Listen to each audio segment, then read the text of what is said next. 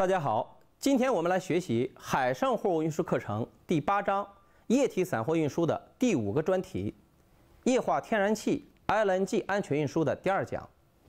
：LNG 的安全装卸及 LNG 船进出港安全管理。本讲主要包括2个方面的内容，依次为 LNG 的安全装卸、LNG 船进出港安全管理。首先，我们来学习第1个方面的内容 ：LNG 的安全装卸。LNG 的安全装卸包括装卸货前的准备工作、安全装卸操作流程及原则等等。在此，主要以装前准备工作为主进行讨论。第一，大幅制定详细的装货及压载水排放计划。该计划的制定应考虑船舶的稳性、吃水、治水差、纵向强度等因素。2. 船方应完成到港前检查表，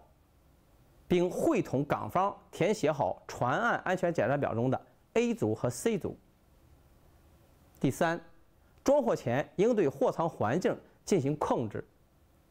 对新交付运输的 LNG 船，在装货前首先对货舱环境及管系等进行控制操作，包括干燥、惰化、净化及遇冷。而对于正常营运中的 LNG 船，装货前可以根据具体情况省却相关操作。所谓干燥，是指利用舵气发生器产生的干燥空气，对货舱加温去湿。通常情况下，干燥空气的相对湿度低于45%，保证货舱内无水分。实操中，从每舱液体穹顶的取样管中取得空气的样品，当舱内露点达到商定的温度，一般为-20°C到-40°C，则货舱内的干燥过程完成。具体操作流程如图中红线所示。需要注意的是，夏天与冬天干燥空气流经管线的区别。夏天时，干燥空气通过液货总管进入货舱底部，而冬季时，干燥空气通过蒸发器总管进入货舱上部。所谓惰化操作，是指利用舵气发生器产生的舵气或岸上提供的氮气，置换货舱内的空气，直到货舱内的空气全部置换完毕。实操中，在每舱的液体穹顶处通过取样管取样，用便携式氧气探测仪和露点测量仪测的舱内含氧量小于等于2%，露点低于-40°C时，表明惰化过程可以结束。具体操作流程如图中红线所示。所谓净化，是指将岸上输送的 LNG 通过操作使其变为 LNG 蒸发器，用于置换舱内的舵气。LNG 蒸汽的相对密度比舵气轻，应从货舱顶部将其送入。检测货舱高、中、低3个不同位置上碳氢化合物的含量是否已达到99%左右，而二氧化碳的含量是否低于1%。具体操作流程如图中红线所示。干燥、惰化、去气净化完成后，应进行的工作是遇冷。所谓遇冷，是指为了保证货舱温度适宜，不至于使装货时货物进入货舱后，由于舱内温度过高，快速蒸发，对货舱造成大的损害。应遇冷货舱及其周围的绝缘层，利用喷淋泵喷淋货舱上部，或将岸方来的液货直接输送到货舱下部降温，直到液货舱底部的温度达到-130°C时，即可满足装货的要求。具体操作如图中红线所示。装前准备的第4个要点是调平吃水。过大的吃水差可能会导致岸壁连接困难，或给已经连接的岸壁造成一定的损害，所以到港前应调平吃水。平吃水有利于货物均匀地流于各舱，便于控制各舱货量。同时，如果单舱流量过大，则会对阀门造成冲击。第5，连接货管。连接时必须在指定的 manifold 接口上装上滤器，如图所示，以防止杂质或者其他的大颗粒物质进入货舱造成损坏。同时，为了保证装货过程中气密，装完滤器后必须进行冲淡侧漏试验，把进入的空气用氮气置换的方式排出来，保证管线的干燥与无氧，保证含氧量不超过1%。第六 ，ESD 连接与测试。所谓 ESD 是紧急情况下关闭船岸装货阀，包括船上 ESD 阀和岸上的 ESD 阀。连接方式有气动连接、光纤连接、电缆连接。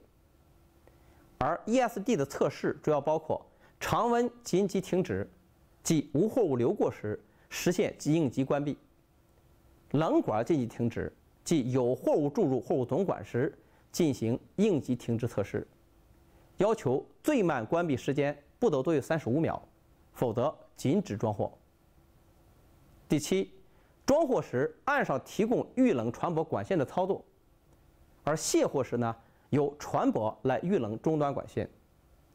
其主要的目的是为了降低液货管线的温度，以免液货温度过低，对没有提前进行预冷的管线造成过大的冷应力，而导致冷淬裂。第八，利用 CTS 系统计算装货前货舱内的 OBQ， 包括液货量和气货量。为了精确计算， LNG 船每个液货舱内均从下至上设置了5个液位测量点，测出不同位置的温度。如图所示，卸货前的准备工作与装货前的准备工作基本一致，所不同的主要是装货是由岸方启动货泵，通常利用3根管臂输送给船方，而卸货则是船方启动舱内的2台液货泵，通常利用3根管臂输送给岸方。同时，装货计划与排水计划对应，而卸货计划与压水计划对应。在准备工作完成后，即可进行装卸货作业。装卸货作业过程中，重点要注意以下几点：一、控制装卸货速度，监控货舱和管线内的压力。在开始装卸时，装卸速度应适当控制，以便有足够的时间检查。在各项工作正常有序地进行时，可以把装卸速度提高到满负荷。如果在装载过程中出现舱内压力上升，应通过提高蒸发器、压缩机排量或降低装载速率来控制，以达到液货舱舱内的压力平衡。我国14.7万立方米的大鹏号 LNG 船满负荷装载速率为12000立方米每小时，装载的全过程约需12小时。二、按照预先制定的装卸货计划和打排压带水计划进行操作，保证船舶浮态，满足要求。三、实时监控气管压力，防止发生危险。四、装卸过程中防止管系温度对人体的伤害，因为装卸过程中管系中流动的 LNG 使管壁温度很低，甲板上工作人员应小心谨慎，避免接触，防止冻伤。图中显示了装卸过程中管系结冰和出现雾气的现象。五、在接近满舱时，装载率也应减小，以限制管系内压力冲击。六、每一舱内的最大装载容积不得超过该舱容积的98.5%，但应提前选择好一个货舱，留出适当大一些的容积，以备卸放管子中的残液。如选择No.3货舱，一旦岸泵停止，剩余在船上管子内的液体应通过重力或氮气压力卸放到No.3货舱。第七，货物装载完毕，岸壁将被拆除，此时管线内充满了液货。为了防止货物在拆管时发生泄漏，采取以船舶 ESD 阀为界，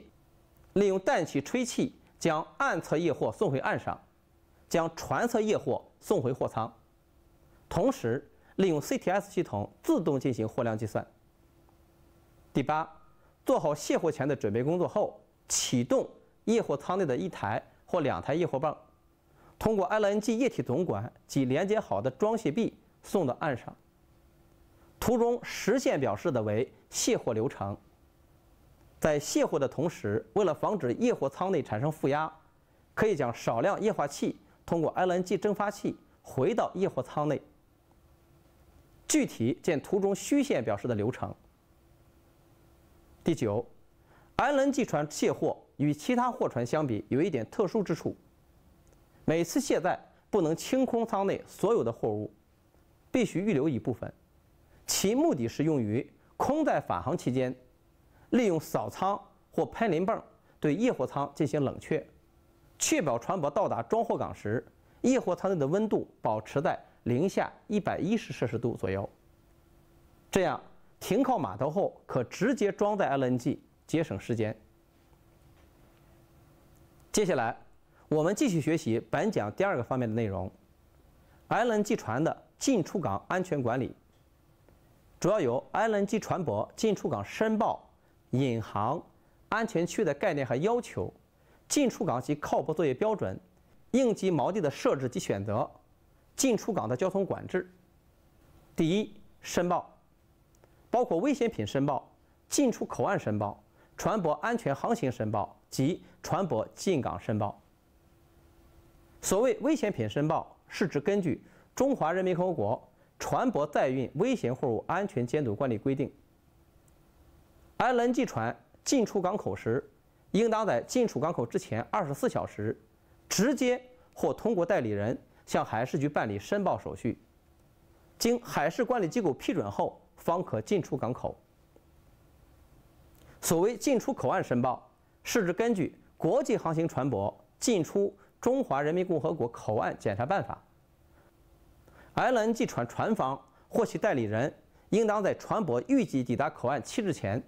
航程不足7日的，在驶离上一口岸时，填写国际航行船舶进口岸申请书，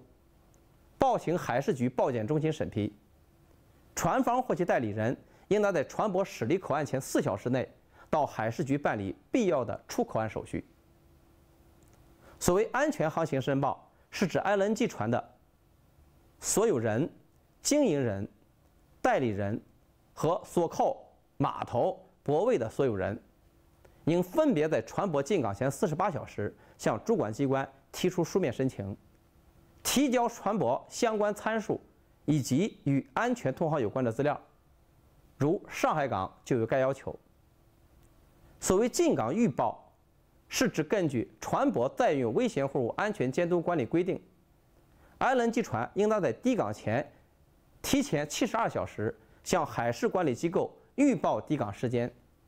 提前24小时报告抵港时间，提前2小时确认抵港时间。而有的 LNG 码头的主管机关则要求的更为详细，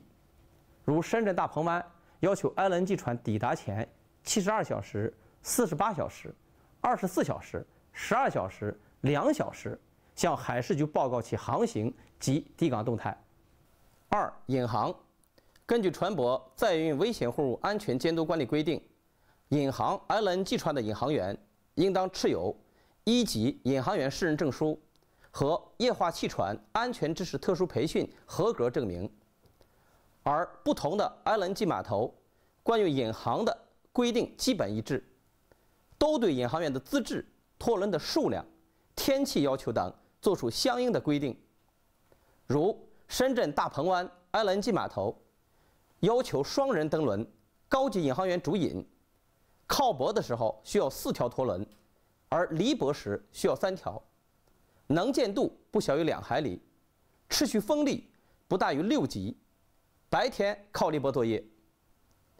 3、安全区。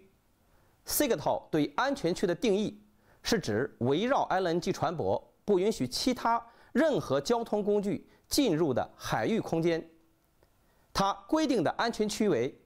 前不小于 1.5 海里，后不小于 0.5 海里，左右不小于500米。而国内外不同的 LNG 码头对此的规定也有差异。如法国某 LNG 码头规定，当 LNG 船在航道上航行时 LNG 船与其他船之间的最小间距是前后2海里，左右两侧则不允许船舶同行。当 LNG 船转弯或靠泊时，距离增加到5海里。我国福建湄洲湾对航行中 LNG 船舶的安全区域设置范围为 LNG 船舶前1.5海里，后0.5海里，左右各750米水域，靠泊时周围400米的水域。4、进出港及靠立泊作业标准。我国船舶散装运输液化气体安全监督管理规定中，对 LNG 船进出港及靠立泊作业，从风级、浪高、能见度、流速、流向分别提出了相应的标准。5、应急锚地。根据我国液化天然气码头设计规范，应急锚地是指设置给 LNG 船舶应急时使用的锚地。LNG 船舶在港期间，该锚地为 LNG 船舶专用应急锚地。LNG 船舶不在港期间，其他液货船可在该锚地锚泊。6、交通管制。根据我国散装液化气体安全监督管理规定和液化天然气码头设计规范， LNG 船在进出港航道航行时，应实行交通管制，并配备护航船舶，且除护航船舶外，其前后各1海里范围内不得有其他船舶航行。这一讲就到这儿，谢谢大家。